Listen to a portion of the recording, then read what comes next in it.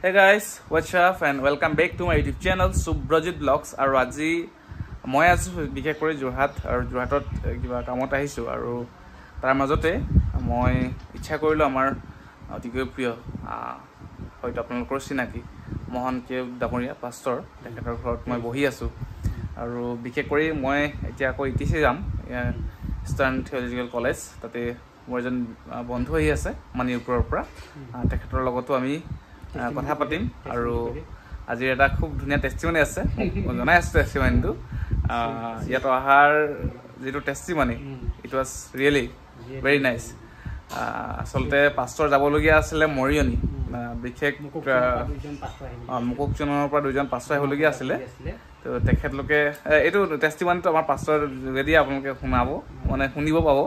মই আপোনাক অকমান স্নেহ কৰি দিছো মোহন কে ডাঙৰীয়া মোৰ লগত আছে তেও খুব ধুনীয়া প্ৰাৰ্থনা কৰে আৰু অনেক ৰোগীক তেখেতৰ প্ৰাৰ্থনাৰ যোগেদি প্ৰভু যীশুৰ নামত আৰোগ্য কৰিছে আৰু হেজনা ব্যক্তিক মই স্নেহ কৰি দিছো এই মুহূৰ্তত এয়া আপোনালোকৰ মাজত মোহন কে ডাঙৰীয়া প্ৰেইজ দ্য লৰ্ড মই ঈশ্বৰক মই ধন্যবাদ দিছো প্ৰথমে তাৰ পিছত সকলোকে প্ৰভু যীশু খ্ৰীষ্টৰ নামত মই খুব ধন্যবাদ দিছো আৰু সঁচাকৈ আমাৰ যিটো পোৱাৰ কাৰণে মই ধন্যবাদ দিছো আজি আচানক এটা মানে বৰ আচৰিত মানে এটা টেষ্টিমনি হৈ গ'ল তো মুকুকচুঙৰ পৰা দুজন পাষ্টৰ আহিবলগীয়া আছিলে আৰু তেওঁলোকে মুকুকচুঙৰ যেতিয়া গাড়ীত উঠিছে তেতিয়া মোক ফোন কৰিছে যে হেল্ল' পাষ্টৰ যে আপুনি ট্ৰেইনৰ কথাটো ক'ব পাৰিব নেকি তো মই বোলো ক'ত আছে নাই বোলে আমি মুকুকচুঙৰ পৰা এতিয়া আহি আছোঁ আমি ডিমাপুৰ যাব লাগে তাৰপিছত হৈছে আপুনি ট্ৰেইনৰ কথাটো ক'ব পাৰিব নেকি তাৰপিছত মই ক'লোঁ ঠিক আছে ছাৰ মই আন্দাজতহে ক'লোঁ তো এটাতো 12টা বজাত বা 1টা বজাত আপুনি পাব পাৰে এনেকৈ ক'লোঁ তাৰপিছত কৈছে আপুনি অকণমান ষ্টেচনত মোক ক'লে যে আপুনি ক'ত আছে তাৰপিছত মই ক'লোঁ যে মই এতিয়াতো বস্তিতে আছোঁ তেতিয়া আপুনি অকণমান যাব পাৰে নেকি যে গৈ পেলাই ষ্টেচনত যদি আপুনি অকণমান আমাক খবৰটো দি দিলে তেতিয়া বেছি সুখী হ'ম মানে তো মই ক'লোঁ ঠিক আছে মই যাম এই যাম বুলি কওঁতে 10 মিনিটৰ পিছতো হোৱা নাই মানে আমাৰ সন্তান তেওঁ আপোনাৰ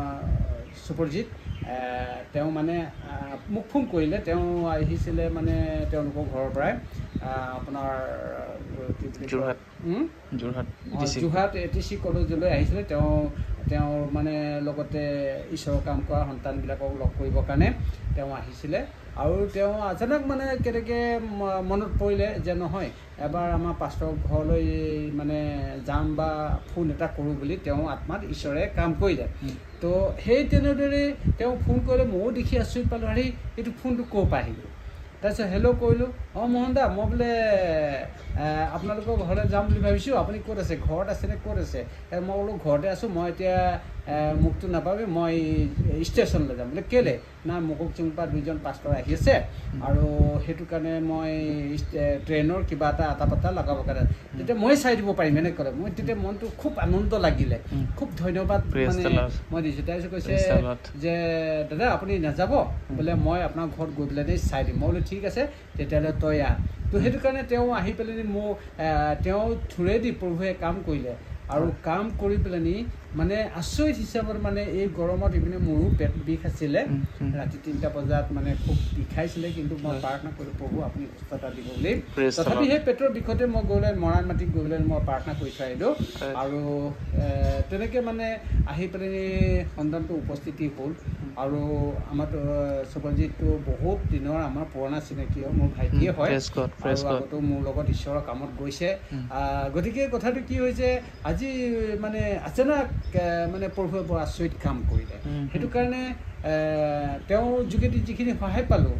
মানে ঈশ্বৰক মই মানে নথৈ মই মানে ধন্যবাদ দিছোঁ মানে খুব ধন্যবাদ দিছোঁ আৰু আমাৰ সুপৰজিতকো মই খুব ধন্যবাদ দিছোঁ তেওঁ টাইমত আহিলে মানে তেওঁ অহা নহয় তেওঁ প্ৰভুৱে তেওঁক লৈ আহিলে মোক সহায় দিব সেইকাৰণে খুব ধন্যবাদ দিছোঁ আৰু সেইটো কাৰণে আপোনালোকক মই এটাই ৰিকুৱেষ্ট কৰোঁ যে আমি এই জগতত থাকোঁতে আমি প্ৰভু সন্তান হয় আৰু জগতত থাকোঁতে আপোনাৰ দুখ আহিব কষ্ট আহিব তাৰণা আহিব ক্লেশ আহিব কিন্তু প্ৰভু প্ৰাৰ্থনা আপুনি কেতিয়াও নিদিব আমাৰ আসল জীৱনটো হৈছে প্ৰাৰ্থনা জীৱন হয় প্ৰভুৱে যখন আপোনাৰ 10 অধ্যায় 5 পদটোত কৈছে ময়ে গছ আৰু ময়ে দাইখালতা বুলি কৈছে তোমালোকে মোৰ ডাল পাত হোৱা যিজন মোৰ লগত লাগি থাকিব তেওঁৰ লগত মই আপনা আপনিকৈ লাগি থাকিম সেইকাৰণে প্ৰভুক আমি খুব ধন্যবাদ দিব লাগে আৰু আমি প্ৰভুৰ লগত আমি লাগি থকা জীৱনটো আমাৰ হ'ব লাগে সেইকাৰণে মই ইমানটোৱে ক'বলৈ নি মই ইমানটোৱে প্ৰভু যীশুখ্ৰীষ্টৰ নামত আপোনালোকক সকলোকে নমস্কাৰ কৰি praise the Lord thank you praise the Lord পুনৰবাৰ ধন্যবাদ জনাইছোঁ মোহন দাক মোহন দাৰ ফুল নেমটো হৈছে মোহন কেওট আৰু তেখেতৰ তেওঁ বিভিন্ন জেগাত প্ৰাৰ্থনাৰ কাৰণে যায় গুৱাহাটী মেঘালয়া বিভিন্ন প্লেচ কৰি একদম ডিমাপুৰ মানে সকলোবোৰ ঠাইতে তেখেতে যায় প্ৰাৰ্থনাৰ কাৰণে আৰু অসমতো বিভিন্ন প্ৰান্তত তেখেতে কাম কৰি আছে প্ৰভুৰ সেৱা কৰি আছে আৰু অনেক ৰোগী তেখেতৰ প্ৰাৰ্থনা আৰোগ্য হৈছে মই ঈশ্বৰক ধন্যবাদ জনাইছোঁ তেখেতৰ যোগেদি মহৎ কাৰ্য কৰাৰ কাৰণে মই চিনাকি কৰি দিলোঁ আপোনালোকৰো প্ৰয়োজন হ'ব আপোনালোকে যদি তেখেতৰ লগত যোগাযোগ কৰিব বিচাৰে তেতিয়াহ'লে তেখেতৰ ফোন নম্বৰটো মনত আছে নি আপোনাৰ আছে বেটা কৈ দিয়ে নম্বৰটো ভাই মোহন দাৰ ল'ৰাজন আছে ভাইটি কৈ দিব 600 60015584458 হয় চ' আপোনালোকে ৰাইজ আপোনালোকে শুনা পালে তেখেতৰ নাম্বাৰটো মই আচলতে ৰাইট কৰি দিয়া নাই মৌখিকতে কৈ দিছে আপোনালোকে নোট কৰি ল'ব আৰু তেখেতক যোগাযোগ কৰিব আৰু প্ৰভুৰ ইচ্ছা অনুগ্ৰহ হ'লে মানে ময়ো আপোনালোকৰ লগত হয় প্ৰভুৰ ইচ্ছা অনুগ্ৰহ হ'লে মানে ময়ো তেখেতৰ লগতে আপোনালোকৰ উপস্থিতি আপোনালোকৰ ঘৰলৈ যাব পাৰিম চ' প্ৰভুক ধন্যবাদ দিছোঁ পুনৰবাৰ আৰু এই সময়ত মই যাওঁ ETC তাতে মোৰ এজন বন্ধু আহিছে তেখেতে ফোন কৰি আছে চ' লগ পাই আছোঁ টিল দেন অইন এটা ভিডিঅ'ত ইমানটা সামৰিছোঁ প্ৰভু আপোনালোক প্ৰচুৰ পৰিমাণে আশীৰ্বাদ দান কৰক God bless you all bye bye praise the lord